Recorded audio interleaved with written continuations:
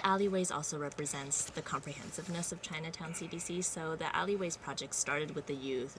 You all went out and graded the alleyways, ABC, to show the city that they needed to do more to clean up the alleyways. And from there, it's grown into many different segments of the program. And so the youth still do the cleanups every month, and they do a great job. We also run a capital improvement project where we actually work with the city to create more beautiful alleyways. In some of the alleyways, we've gotten rid of parking, we've gotten rid of traffic, and we've made it more pedestrian friendly with lighting and decorative items on the ground, things like that. And also just thinking about the alleyways as the open space in Chinatown. It's so dense, so thinking about how to use the alleyways as open space, as a backyard, as a living room. And part of that is just having fun in the alleyways. And if you haven't, by the way, been able to check out the alleyways in Chinatown, you are missing so much. It's amazing. It's like Disneyland. It's like a trip, through the city. That's what's so wonderful about our city, is that each little neighborhood has its personality. And boy, you can go fun. And my kids and I like to go to the rice paper candy and the one that you can eat the wrapper. Oh, you can eat the wrapper. Yeah. You can eat the wrapper. That was amazing. And the fortune cookie. The fortune cookie factory, yes, everything. But it's so amazing and so culturally rich. And as we were speaking before, the pagodas, the temples, the look is so ornate. How did that come about? Well, actually, after the 1906 earthquake and fire, they wanted to move Chinatown out to Hunters Point. And some of the smart folks in those days said, wait a minute, we got to preserve Chinatown. So they created this idea of making Chinatown look like China, even though there's a little mythology there. But they created roof top oriental eaves and stuff like that, and convinced San Francisco that we needed to keep Chinatown there. And that's why we're still here. And then also the North Beach was called North Beach because it was actually on the water. Is that I heard someone say it, no problem, at that point, that it was, the water was right there because it didn't go down as far as the Embarcadero. Right. That was built on the ships that had come for the gold rush and sunk, and they built over that landfill. That's right. Financial district, you're on landfill. We're on rock. Just like financial is on landfill right now, everything. Yeah. So let me see the housing development. We were talking about that. What are the issues that you work with, the challenges with the housing development? A lot of the challenges in Chinatown right now are that the buildings are so old.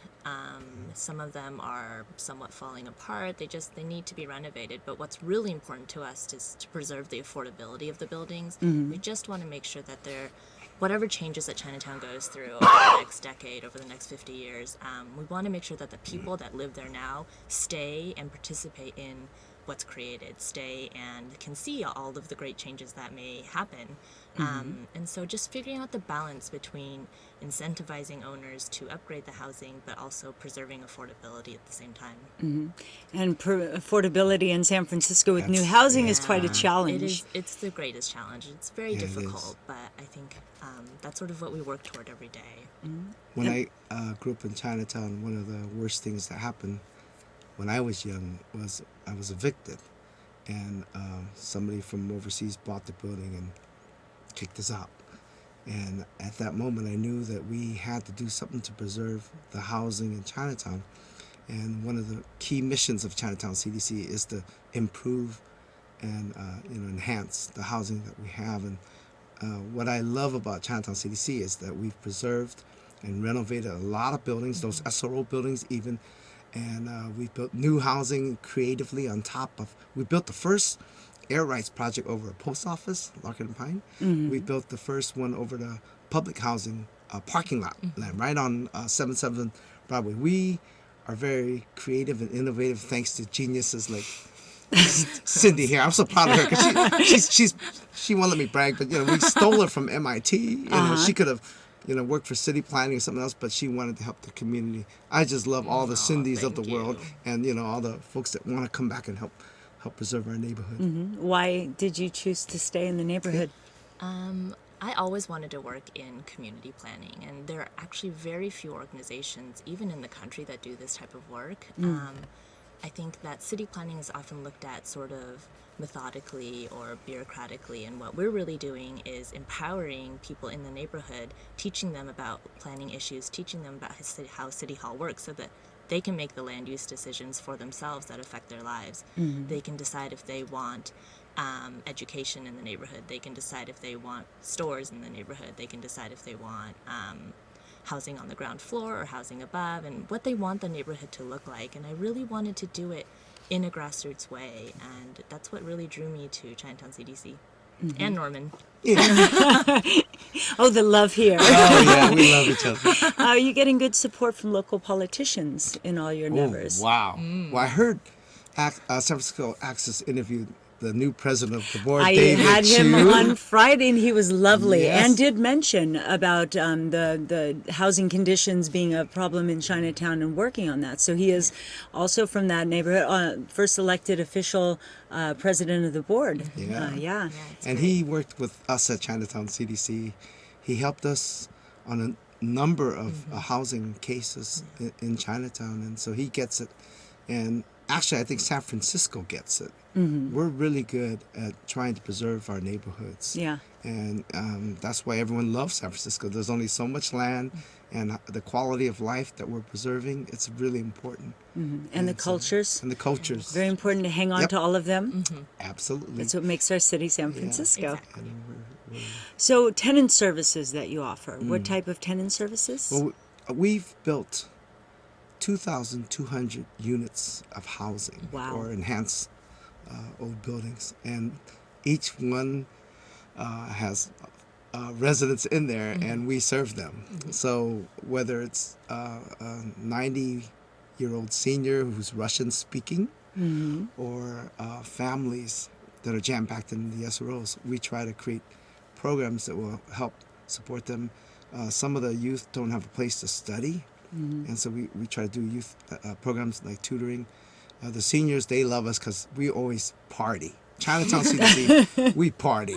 Oh, it's Chinese New Year. Okay, New Year's. Okay, Yeah. St. Patrick's Day. Come on, everyone we're green. Let's party. I mean, Bingo night. Yeah, bingo Yeah. night, whatever. Well, that's a hot one. Let's Okay. not go there. But anyway, Okay, I touched on something. I don't know what that is. we're clean with that one. Anyway, Tenant but yeah. Services also just does, they do like a coffee shop hour Coffee every day hours. or every week, so that if tenants are having any issues, they need some technical assistance, help figuring out some sort of process or filling out forms, something like that, just to have someone to go to be able to help them, I think means a lot. And that relationship building is what leads to the community that we want to create there. And again, we love the youth who want to partner up with the seniors.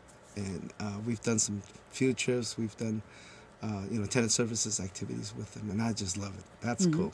And especially many of the youth have family members. They have moved over recently and are working two jobs. The mother and father are gone out of the household to make enough money to actually live in our lovely city.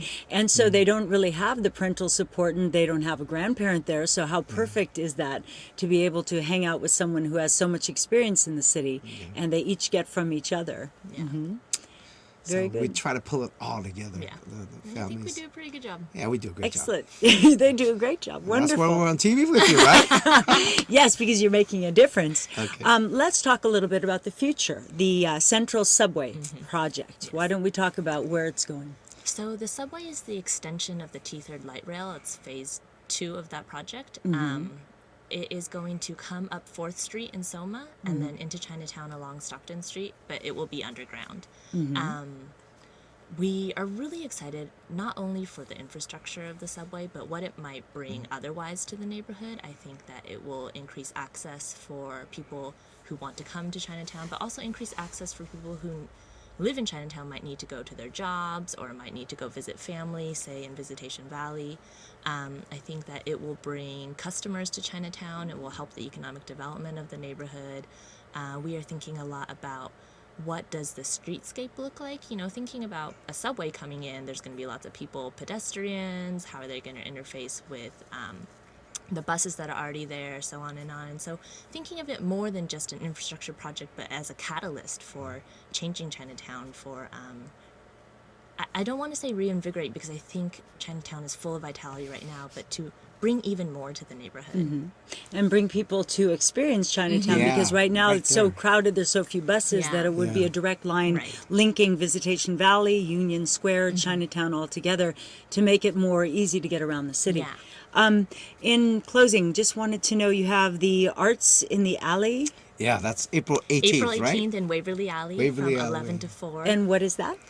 We're going to be Party. showcasing all sorts of arts, so music, visual art, performances. We just want to enliven the alley and bring people to Chinatown to see what it's about, traditional, modern art. It's going to be really exciting. It's going to be a party and You like to say alleyway party a fair. lot. Yeah, I do. But what we are going to showcase too is our youth tourist program too, because they tell the story behind all 40 alleyways. And Wow. there's so many great stories. If you're a San Franciscan, how can you not know about our stories? Did you know the Beatles came after their performance in '64 at Candlestick? They came to Chinatown for a drink. Where did they go? Which bar did they hang out? You'll have to come on the tour to Oh find no, out. he's leaving a cliffhanger for us.